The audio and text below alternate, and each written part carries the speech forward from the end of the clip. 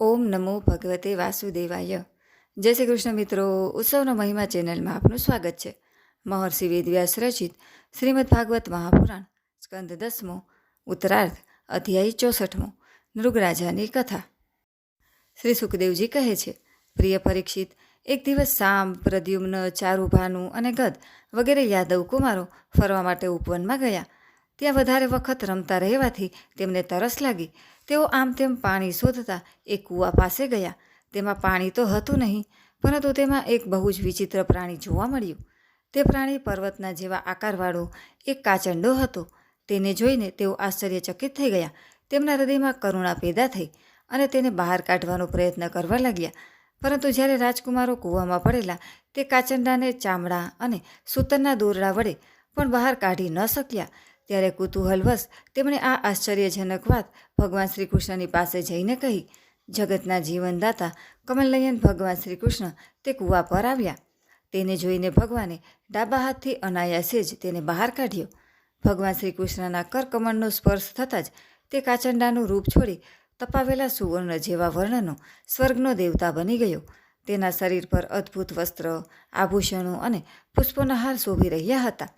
જોકે ભગવાન શ્રી કૃષ્ણ જાણતા હતા કે આ દિવ્ય પુરુષને કાચંડાની યોનિ કેમ મળી હતી, તેમ છતાં તે કારણની સર્વસાધારણને જાણ થાય. તેથી તેમણે તે દિવ્ય પુરુષને પૂછ્યું, મહાભાગ્યશાળી, તમે તો બહુ જ સુંદર છો. તમે કોણ છો? હું તો એવું સમજું છું કે તમે અવશ્ય કોઈ શ્રેષ્ઠ દેવતા છો.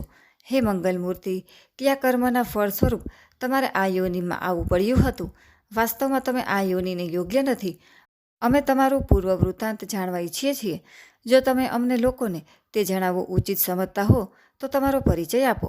શ્રી સુખદેવજી કહે છે, પરીક્ષિત, જ્યારે અનંતમૂર્તિ ભગવાન શ્રી કૃષ્ણે રાજા નૃગને, કેમ કે તેઓ જ આ રૂપમાં પ્રગટ થયા હતા, આ પ્રમાણે પૂછ્યું, ત્યારે તેમણે પોતાનો સૂર્ય જેવો પ્રકાશમાન મુગટ નમાવીને ભગવાનને પ્રણામ કર્યા અને આ પ્રમાણે કહેવા લાગ્યા. રાજા નૃગ બોલ્યા, પ્રભુ, હું મહારાજ ઈક્ષ્વાકુનો પુત્ર નૃગ છું. જ્યારે કોઈએ આપની સામે દાતાઓની ગણતરી કરી હશે ત્યારે તેમાં મારું નામ પણ આપના કાને અવશ્ય પડ્યું હશે. પ્રભુ, આપ સમસ્ત પ્રાણીઓની એક એક વૃત્તિના સાક્ષી છો. ભૂત અને ભવિષ્યનો ભેદ આપના જ્ઞાનમાં કોઈ પ્રકારની અડચણ ઊભી કરી શકતો નથી. તેથી આપનાથી અજાણ્યું છે જ શું? કાળ આપણી દ્રષ્ટિને રોકી શકતો નથી. તેમ છતાં આપની આજ્ઞા છે તો હું આપને જણાવું છું. ભગવાન, પૃથ્વીના જેટલા રજકણ છે, આકાશમાં જેટલા તારા છે અને વરસાદના જેટલા જળબિંદુઓ છે, મેં તેટલી ગાયો દાનમાં આપી હતી. તે પણ બધી દૂધવાળી, યુવાન, શાંત, સુંદર, સુલક્ષણવાળી અને કપિલા ગાયો હતી. તે બધી ગાયો મેં સાત્વિક ધનથી પ્રાપ્ત કરી હતી. તે ગાયો વાછડા સાથે હતી. તેમના શિંગડા સોનાથી મઢાવ્યા હતા અને ખરીઓ ચાંદીથી. તેમને હાર, વસ્ત્ર અને આભૂષણોથી શણગારી હતી. ભગવાન, યુવાવસ્થાવાળા બ્રાહ્મણ કુમારોને જેઓ સદ્ગુણી, શીલ સંપન્ન, દુઃખી કુટુંબવાળા, દંભરહિત, તપસ્વી, વેદપાઠી શિષ્યોને વિદ્યાદાન કરવાવાળા તથા ચરિત્રવાળા હતા, તેમને વસ્ત્ર અલંકારથી અલંકૃત કરીને તેવી ગાયોનું દાન આપતો હતો. પ્રમાણે મેં ઘણી બધી ગાયો, પૃથ્વી, સુવર્ણ, આવાસ, ઘોડા, હાથી, દાસીઓ સહિત કન્યાઓ, તલના પર્વત, ચાંદી, સૈયા, વસ્ત્રો, રત્નો, ઘરનું રાચ રચેલું અને રથ વગેરેનું દાન કર્યું હતું. અનેક યજ્ઞો કર્યા અને ઘણા કૂવા, વાવ વગેરે બંધાવ્યા.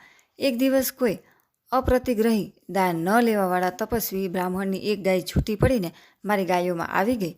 મને આ વાતની જાણ ન હતી, તેથી મેં અજાણતા તે ગાય કોઈ બીજા બ્રાહ્મણને દાનમાં આપી દીધી. જ્યારે તે ગાયને બ્રાહ્મણ લઈ જતા હતા ત્યારે તે ગાયના મૂળ માલિકે કહ્યું, આ ગાય તો મારી છે. દાન લઈ જનાર બ્રાહ્મણે કહ્યું, આ તો મારી છે, કેમ કે રાજા નૃગે મને આ દાનમાં આપી છે. તે બંને બ્રાહ્મણો પરસ્પર લડતા લડતા પોતાની વાત સાચી ઠેરવવા માટે મારી પાસે આવ્યા.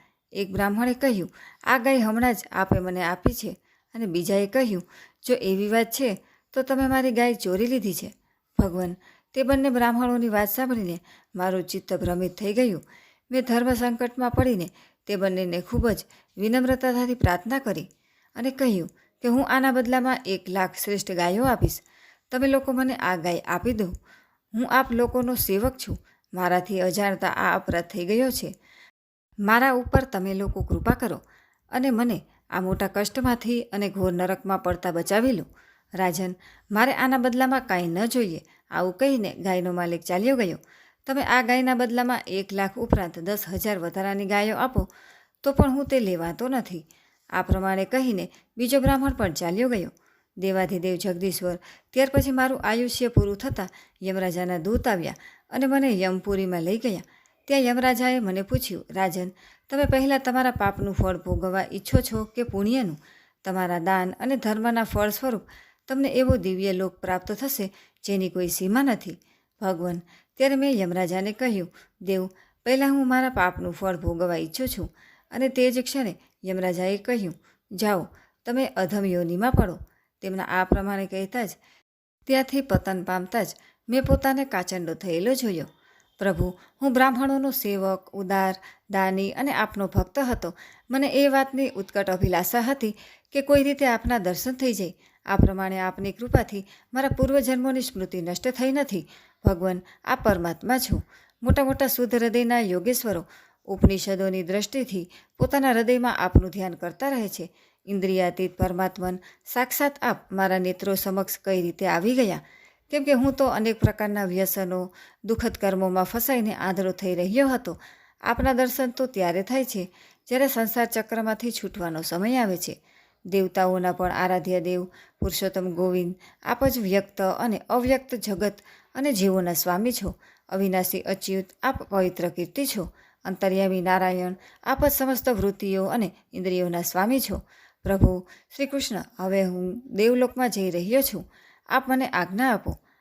આપ એવી કૃપા કરો કે ગમે ત્યાં હોઉં પણ મારું ચિત્ત કેવળ આપના ચરણોમાં જ પરોવાયેલું રહે. આપ સમસ્ત કાર્ય કારણ રૂપે વિદ્યમાન છો. આપની શક્તિ અનંત છે અને આપ સ્વયં બ્રહ્મ છો. આપને હું નમસ્કાર કરું છું. સચ્ચિદાનંદ સ્વરૂપ અંતર્યામી વાસુદેવ શ્રી કૃષ્ણ, આપ સમસ્ત યોગોના સ્વામી યોગેશ્વર છો. હું આપને વારંવાર નમસ્કાર કરું છું. રાજા નૃગે આ પ્રમાણે કહીને ભગવાનની પ્રદક્ષિણા કરી અને પોતાના મુગટથી તેમના ચરણોનો સ્પર્શ કરીને પ્રણામ કર્યા. પછી તેમની આજ્ઞા લઈને બધાની સામે જ તેઓ શ્રેષ્ઠ વિમાનમાં બેસી ગયા.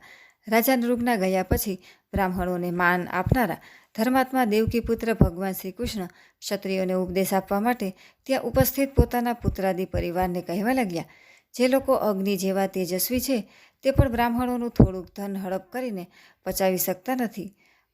પછી જે અભિમાનથી વ્યર્થ પોતાને સમર્થ માનતા હોય તેવા રાજાઓને તો ક્યાંથી પચે?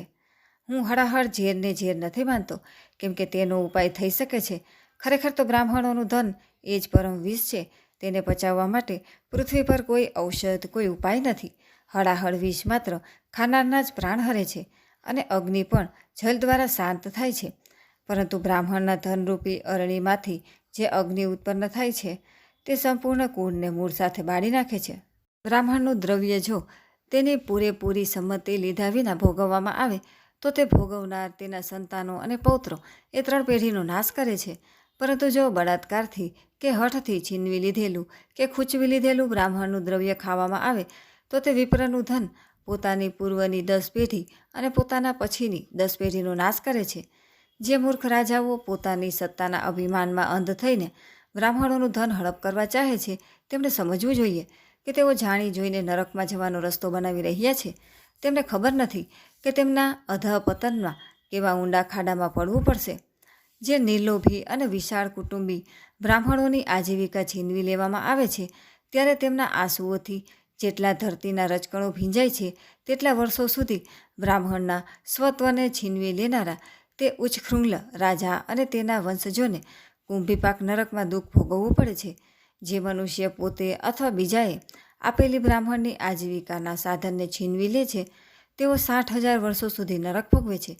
તેથી હું તો એવું ઈચ્છું છું કે બ્રાહ્મણોનું દ્રવ્ય ભૂલથી પણ મારા ખજાનામાં ન આવે, કેમ કે જે લોકો બ્રાહ્મણના દ્રવ્યની ઈચ્છા પણ કરે છે તેને છીનવી લેવાની વાત તો અલગ છે.